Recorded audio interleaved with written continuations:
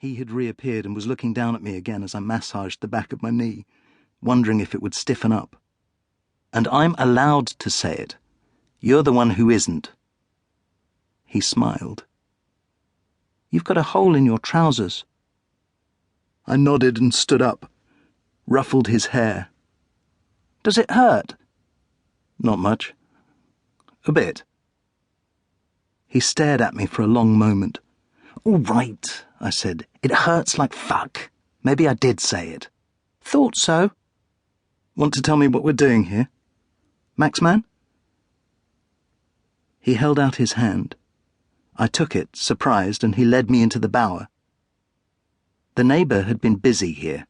4 metal trellises had been joined to make a loose arch, and up these trellises he had teased his climbing roses, if that's what they were. 2 people could have lain down in here, completely hidden from view.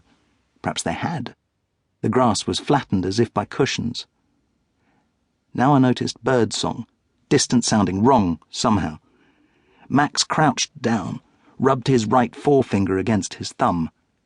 From a place unseen, a small, dark shadow winding around his legs, tortoiseshell, red and black.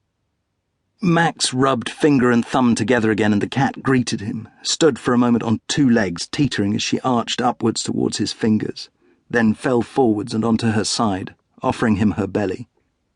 "Foxer." It was Max who'd named the cat. He had spent hours with her when she first arrived, whispering to her from across the room. "F, k, x, s, sh." He'd watched how she responded to each sound, was certain he'd found the perfect name.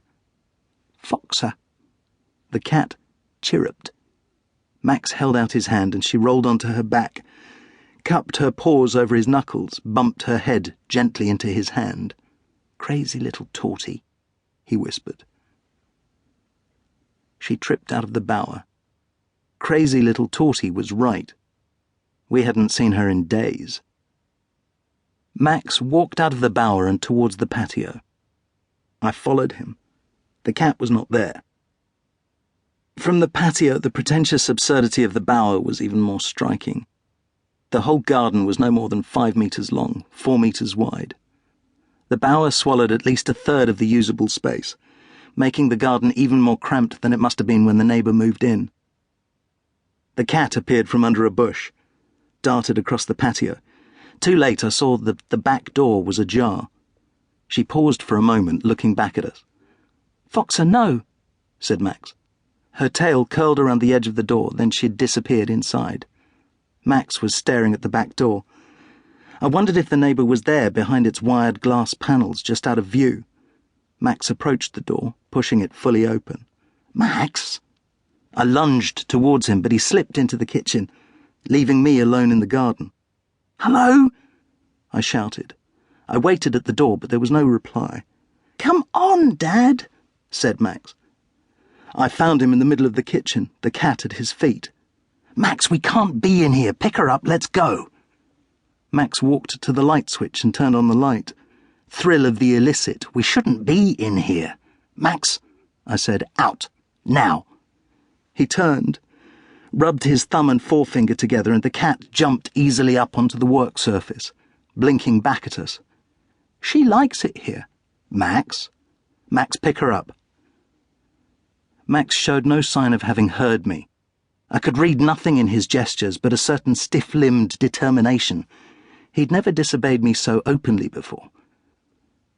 Light flooded the white worktops. The ash cupboard fronts, the terracotta floor tiles. It was all so clean, so bright, so without blemish. I thought of our kitchen with its identical dimensions.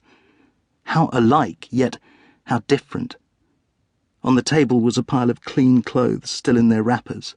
2 suits, a stack of shirts, all fresh from the cleaners. No 2-day-old saucepan stood unwashed in the sink. No food rotted here. No cat litter cracked underfoot, no spider plants went short of water.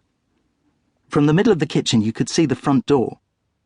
The neighbour had moved a wall, or perhaps he hadn't moved a wall. Perhaps he had simply moved the door to the middle of his kitchen wall. Natural light from both sides. Clever. Max left the room. I looked back to where the cat had